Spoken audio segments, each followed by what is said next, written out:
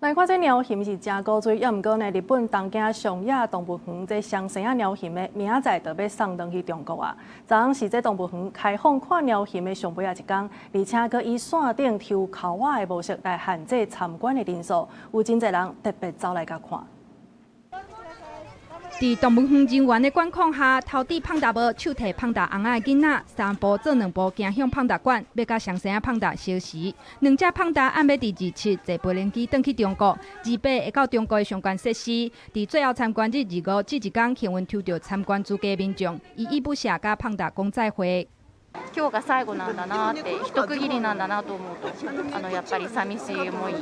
が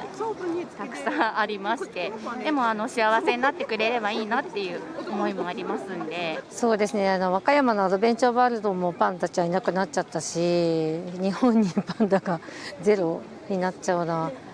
か寂しいなっていうのもあるんですけどね。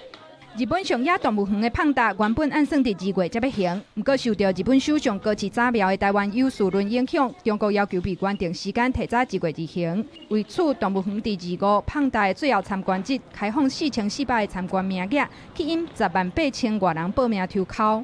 创立踏入胖达网站的网络工程师高氏贵婆是胖达爸，逐工拢会去动物园记录胖达的日常生活。面对两只胖达的离开，伊心内是不知唔甘。1日に5000枚ぐらい撮影しますので、それで計算すると多分1000万枚ぐらいかな。生まれた時からずっと成長を見守ってきましたので、本当に我が子同然の存在であり、そういう大切な子供がこれから旅立っていくんですけど、やっぱりとても寂しい思いはありますね。 一旦胖达送转去中国，日本将会是1972年中日邦交正常化了后，头一摆过来无胖达。虽望上野动物园表示会继续甲中国沟通来做胖达，不过中国官方简单鼓励日本人前往中国旅游看胖达。东京女子大学国际社会学教授嘉永真兴分析，胖达离开检测毋是政治因素，来胖达乃当重返日本，将上定日中关系的长河。公司新闻陈思东编译。